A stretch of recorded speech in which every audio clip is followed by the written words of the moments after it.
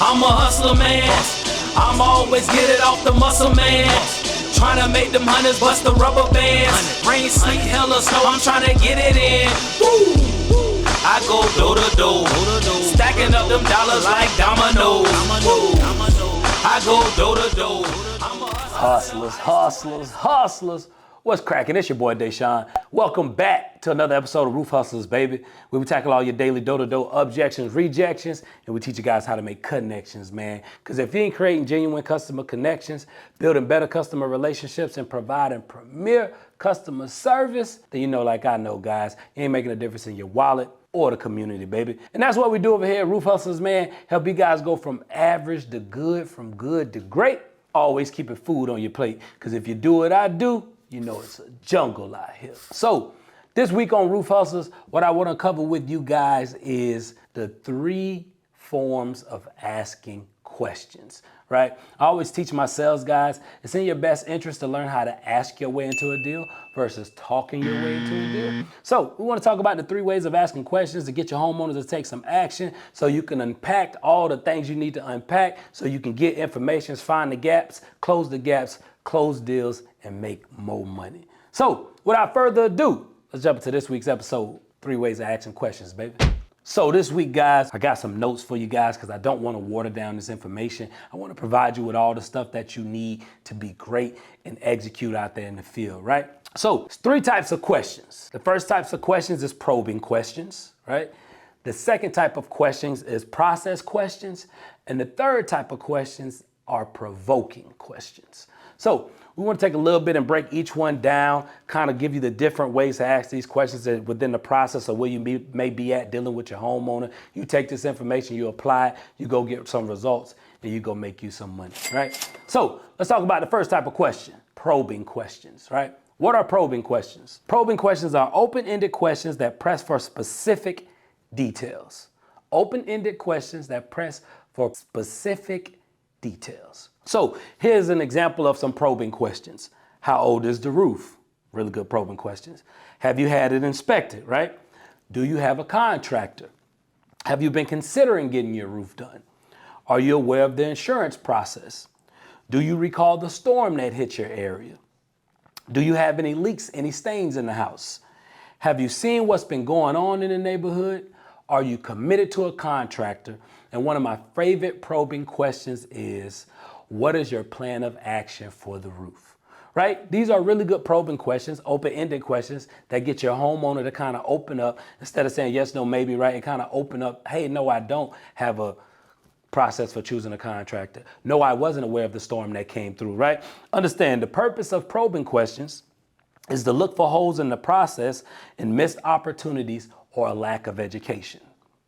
So the thing that'll make your probing questions a little bit more effective, right, and give them a little bit more punch is you want to add a command statement starter before you ask your probing question. For example, tell me a little bit about the stain that you're experiencing in your home, right? Tell me a little bit about what's been going on in the neighborhood. That's a command statement starter. Another one, help me understand what's going on with your property. Right? Help me understand your process for choosing a contractor. Could you please describe to me the damage that has happened to your home? Really good command statement starters. And last but not least, can you walk me through the damage that you're experiencing in your home? Can you walk me through how you go about choosing a contractor, right? Can you walk me through what has made you want to get your roof replaced or at least get somebody out here to check out the property, right? So those are really good probing questions. Again, they're open-ended questions that press for specific details. And before you ask your probing questions, hit them with a command statement starter to really add some punch to that initial question. The second type of questions that we like to ask our homeowners are process questions. Process questions aren't as many when it comes to dealing with the homeowner like there are as probing questions. Process questions are pretty, simple. They aren't that deep, right? But what is a process question? It's open-ended questions that ask how, right? Open-ended questions that ask how. Tell me how you go about choosing a contractor, right? Tell me how you go about choosing a contractor. What is your process for choosing a contractor? That is a process question. Tell me, what is your understanding of the insurance process, right? That's another process question. Help me understand your knowledge of the process, what it looks like to get your roof replaced. right?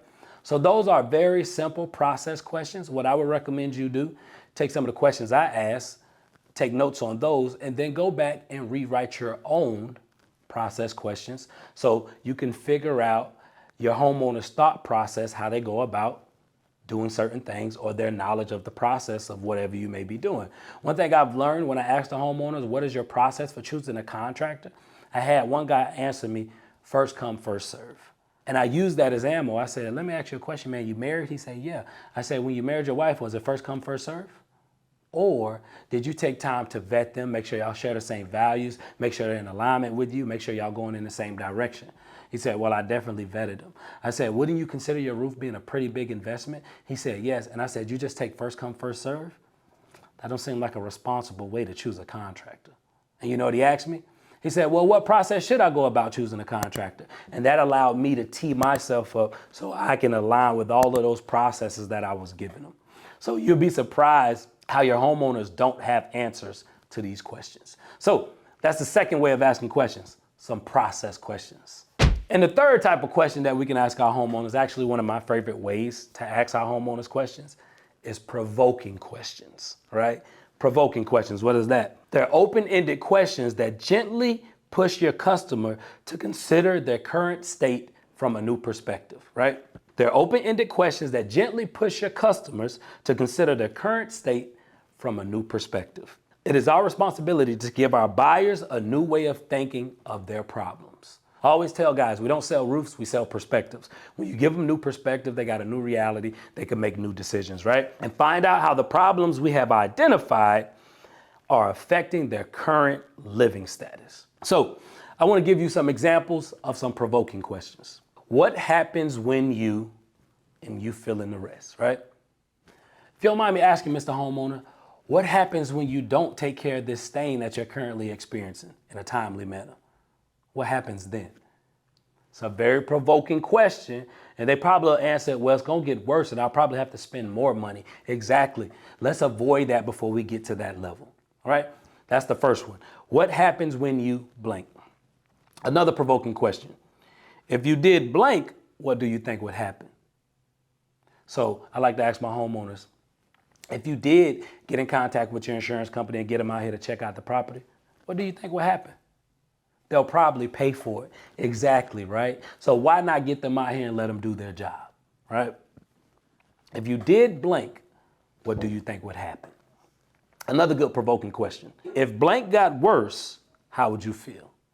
So another provoking question. If blank got worse, how would you feel? Mr. Homeowner, if that stain got bigger and your roof got worse than the condition that it currently is in, man, how would you feel? Well, I'd probably feel bad, right? Because you didn't take care of it when you knew it was an actual problem. It's a very good provoking question. And last but not least, another good provoking question. What's your plan of action for your current situation?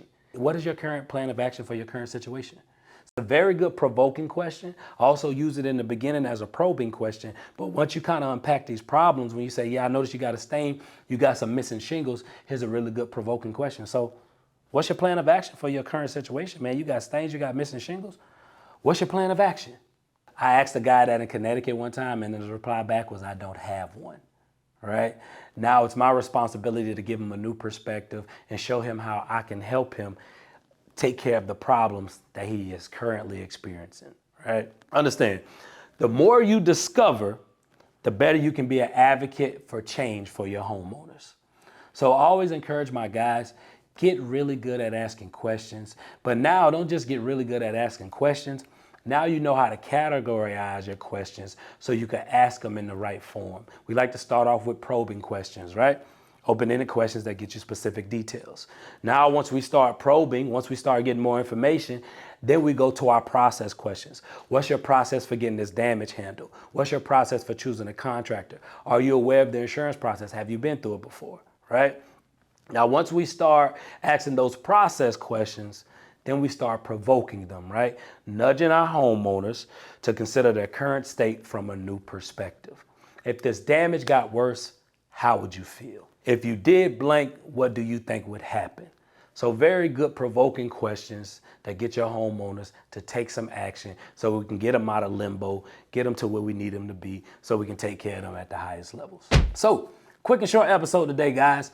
3 types of questions you can ask your homeowners to progress the sales process so you can find the gaps, close the gaps, and solve their problems. If you got some value out of today's episode, please leave us some comments down in the comment box. We do pay attention to those. If there's any topic you want us to cover on Roof Hustlers, send us an email, deshaun@roofhustlers.com. Make sure you follow us on Instagram, Roof Hustlers, TikTok, Roof Hustlers, right? Facebook, Deshaun Bryant. I always look forward to hearing from you guys. The more we connect, the better I can serve you guys. So, as always, baby, hustle hard, hustle small, and don't be afraid to both go. Hustlers, I'm out.